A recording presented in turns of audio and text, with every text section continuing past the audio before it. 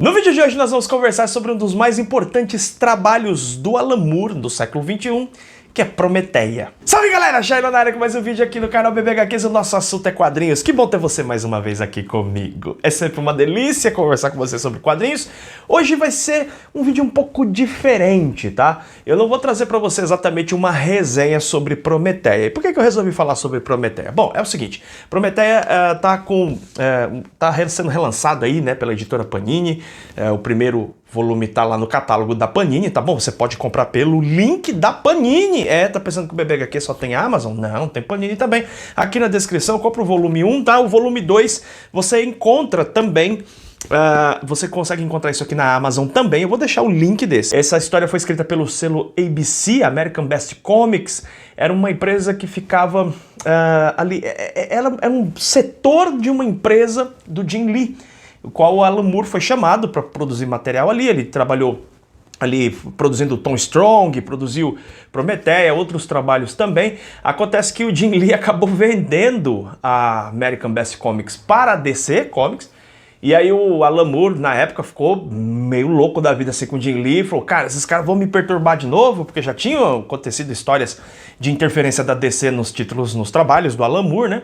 E o Jim Lee garantiu que não, vai ficar tudo bem, Alan Moore, você pode trabalhar e continua fazendo seus quadrinhos. O Alan Moore falou, olha lá, hein, mas não deu outra. A DC foi lá e começou a interferir no trabalho do Alan Moore.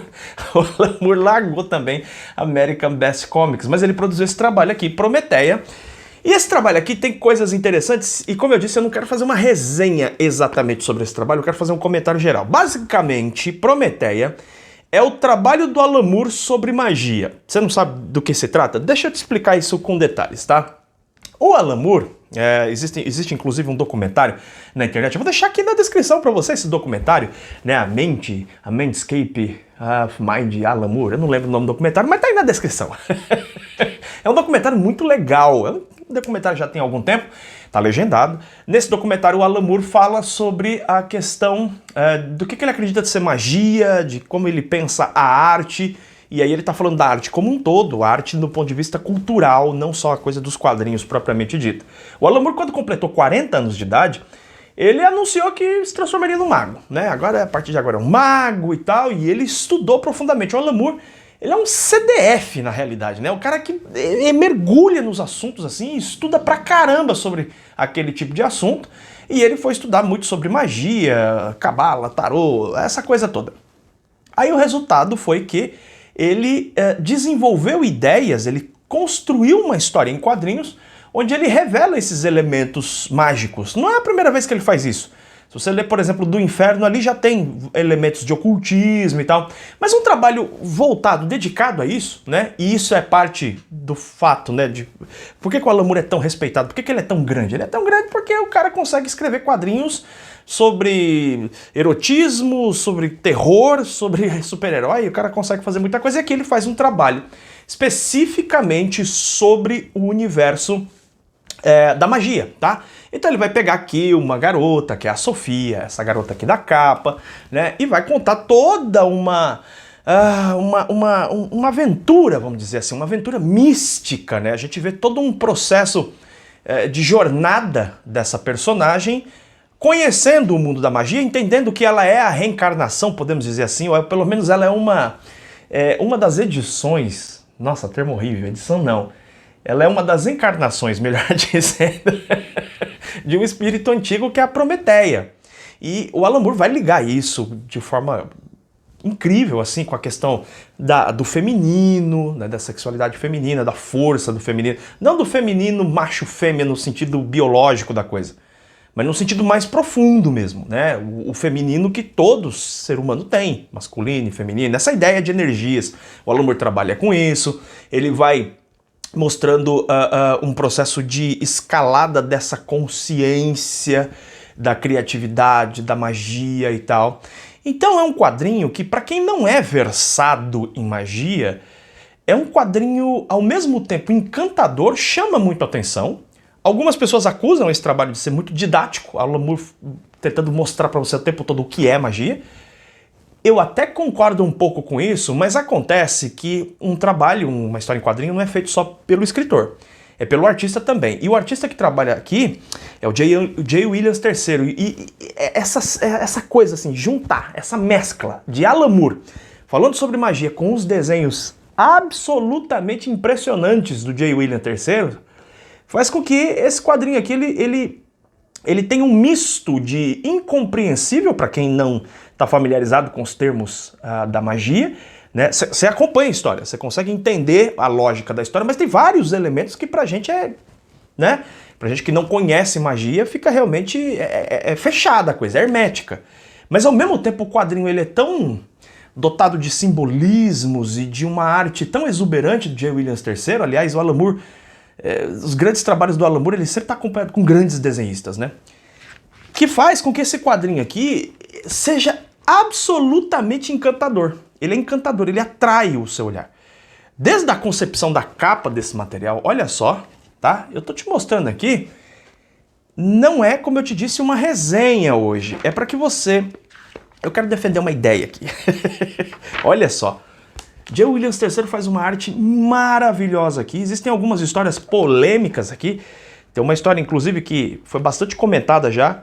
Uma história em que o Alan Moore vai mostrar uma iniciação da Prometeia, da Sofia, né? Que é a nossa personagem aqui, principal, nossa protagonista. Ela vai ter uma iniciação, um ritual iniciático onde ela transa com o cara. Tem um momento de ato sexual, assim.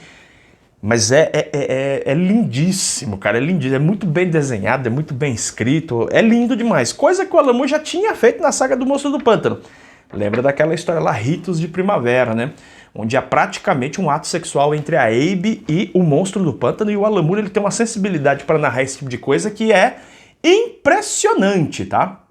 Olha só, aqui a gente vai ver essa história de magia misturado com questões de ficção científica, porque esse mundo da Prometeia aqui, que é um elemento que o Alan Moore pega de Watchmen também, ele usa mesmo, parecido com Watchmen, né? Quer dizer, a presença de seres poderosos, tem os heróis que ele chama de heróis científicos nesse mundo, faz com que esse mundo tenha equipamentos diferentes, tenha, enfim, a imprensa. É um mundo muito próprio, muito particular. O Alan Moore mostra a questão da imprensa, a questão das propagandas. É um mundo muito hedonista, é um mundo cheio de imagens. E, ao mesmo tempo, né, a gente vai acompanhar essa garota nesse fluxo, né? Olha só, nesse fluxo mágico, aprendendo mais sobre si mesmo, autoconhecimento, a natureza do mundo, a natureza da violência. E a gente vai avançando aí pelo conhecimento da Prometeia, né? Essa encarnação da Prometeia no conhecimento da magia. Tem o segundo volume, onde a gente tem aqui o fim do mundo. O fim do mundo nesse segundo volume aqui. E como eu te disse, tá? É um quadrinho que, para quem vai ler a primeira vez assim, ele pode soar hermético em várias passagens, especialmente no segundo encadernado, exatamente porque a gente não conhece esses elementos da magia. Mas aí tá a tese do vídeo que eu quero falar com você hoje, que é o seguinte: por que a gente precisa entender todos os quadrinhos? Deixa eu te explicar isso direito. Olha só, eu tava assistindo aqui, tô olhando a minha colinha aqui, eu tava assistindo esses dias um excelente episódio de podcast, aquele podcast A Deriva, que entrevistou o psicólogo clínico e neurocientista Eslen Delanogari. Tá? O episódio ficou dividido em duas partes, eu vou deixar o link aqui na descrição também desses dois vídeos para que você possa assistir. Eu me interesso por esse assunto relacionado ao funcionamento do cérebro, e ele não é doutor ainda, ele é doutorando, na verdade, o Wesley, mas ele estava falando sobre questões de depressão, como que funciona o cérebro, a questão de como que a gente desenvolve a nossa própria vontade, isso explicando tudo de um ponto de vista científico, tá? E aí ele explicou algumas coisas assim sobre o cérebro que eu achei incríveis, né? Porque a gente tem um lado do nosso cérebro que é mais antigo, que a gente é bicho, a gente é animal, né? A gente tem comportamentos animais.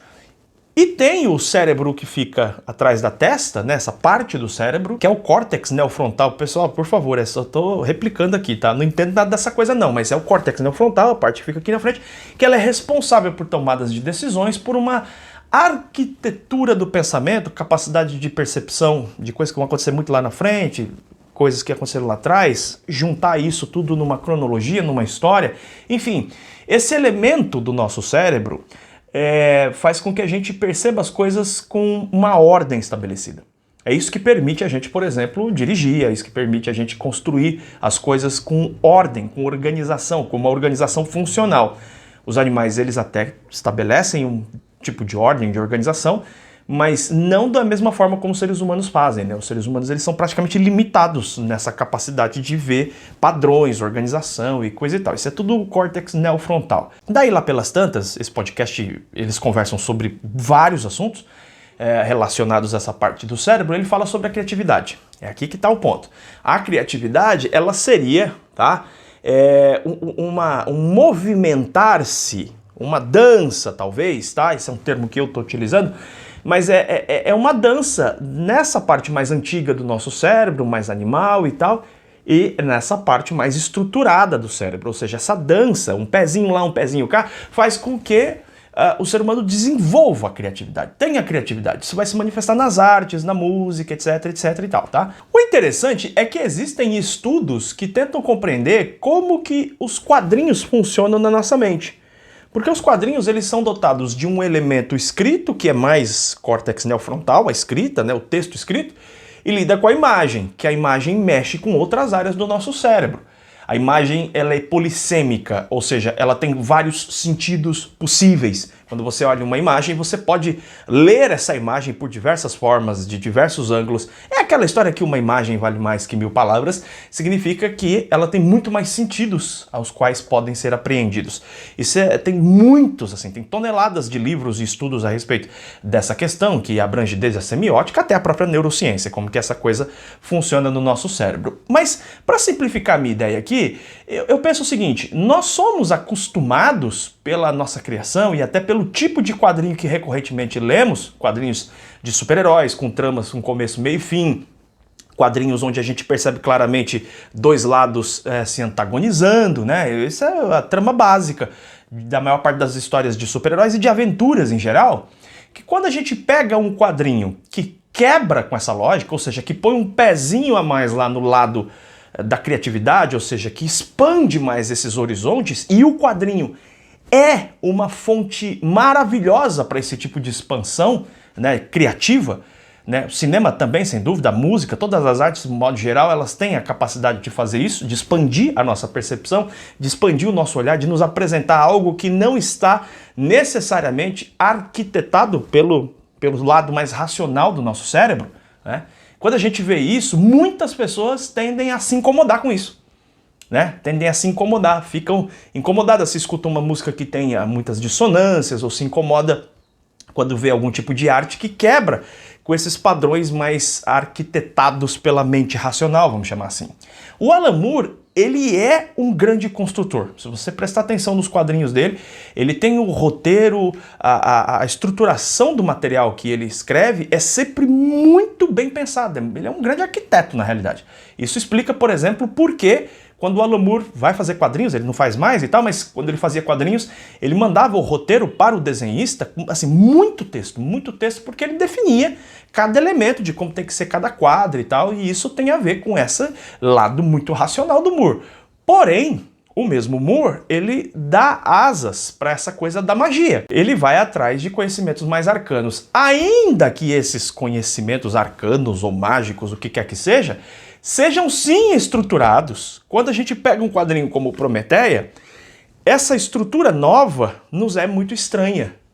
E exatamente nessa mistura de uma estrutura reconhecível, super-heróis, ficção científica que a gente reconhece nesse quadrinho, ao mesmo tempo esse elemento mágico, que para muitos de nós é novidade, né, o quadrinho ele ganha muito em criatividade. Ele acaba ganhando dois sistemas que se fundem e acaba virando uma coisa nova pra gente, uma coisa criativa, não é? Aliás, em vários momentos, para citar um outro grande artista que tem essa característica de expandir, né, que é o Grant Morrison. Quando o Grant Morrison ele rompe com as barreiras de uma cronologia tradicional, ele pega elementos do passado, ele traz para cá, ele arrebenta com as nossas referências culturais, referências muitas vezes rasas, e que ele faz questão de nos empurrar para uma amplitude maior de conhecimento. Muita gente acaba detestando esse tipo de quadrinhos. Isso, eu confesso para você que me preocupa um pouco. Me preocupa um pouco que as pessoas só queiram ler aquela coisinha, sabe, básica, arroz com feijão todo dia. Isso eu acho meio preocupante. Eu acho que é muito importante quebrar essa estrutura de pensamento tradicional, sobretudo em tempos como o de agora, e avançar para territórios novos, ver coisas novas que possam modificar a nossa forma tradicional de pensar. E aqui eu volto para o quadrinho. O quadrinho é uma ferramenta maravilhosa para isso. Então, o quadrinho, ele nos traz diversão, nos traz conhecimento, mas ele nos traz mais do que isso. Ele traz exatamente a possibilidade de quebrar com os nossos preconceitos, com as nossas ideias pré-estabelecidas, ampliando a nossa percepção para um ambiente mais criativo. E nesse sentido, eu preciso dizer que Prometeia não precisa necessariamente ser compreendido. Você não precisa entender cada página de Prometeia. Porque a própria arte do J. Williams III, cheia de simbolismos, jogando para você por layouts inesperados muitas vezes, avançando por tramas assim que fazem a gente questionar realmente essa estrutura quadrinística, né? Contemplar isso de forma atenta, eu creio que já é um exercício muito importante de entender uma das grandes potencialidades dos quadrinhos enquanto mídia. Quer dizer, o quadrinho ele não tem só uma função de divertir, ele tem uma função de quebrar esses padrões estabelecidos, ou pelo menos, se não quebrar inteiramente, o Alan Moore não quebra inteiramente os padrões, mas pelo menos visitar outras possibilidades, avançar por outros caminhos para que a gente possa expandir a nossa forma de pensar e não ficar engessado olhando e achando, né, como algumas pessoas frequentemente a gente vê na internet dizendo que fulano estragou a minha infância. Eu estou me referindo, por exemplo, a quando o Dan Slott começou a escrever o Homem-Aranha, e aí ele começou a receber ameaças de morte, porque o Peter Parker ficou rico na fase do Homem-Aranha Superior, e algumas pessoas disseram que, não, você estragou minha infância porque agora o Peter Parker é rico e tal. Cara, isso é muito lamentável, cara. É muito triste que homens de 20, 30, 40 anos tenham essa mentalidade. Isso é uma coisa muito triste. É louco porque a edição da Prometeia, quando eu comprei ela, no segundo volume você tem uma espécie de um mapa aqui, cara, que é um mapa cheio, todo colorido aqui, cheio de imagens, que é uma coisa que você olhando assim no primeiro momento parece um borrão, né? Mas quando você começa a prestar atenção, tem textos aqui, tem várias referências, caminhos, né? É o caminho da ascensão espiritual da Prometeia, digamos assim, tá? Você vai ver um monte de imagens aqui. Então, essa proposta que o Alan Moore traz em Prometeia, eu penso que é uma proposta muito importante para quem lê quadrinhos como um todo, tá? E não só quadrinhos, como a arte em geral. É assim, não vamos ficar engessados sempre na mesma coisa, vamos expandir a nossa forma de perceber, vamos entender que se não podemos compreender tudo, e não é necessário compreender tudo, pelo menos temos a humildade de saber que existem muitos outros sistemas, que existem muitas outras formas, que existem muitas outras maneiras de narrar uma história. E entender que se uma história não se revela, né, num primeiro olhar para mim, quer dizer, aquilo não aparece como uma coisa compreensível logo de cara, não quer dizer que o material é ruim, necessariamente. Às vezes pode ser uma limitação minha, né? Entender essa limitação pessoal é um ato de humildade.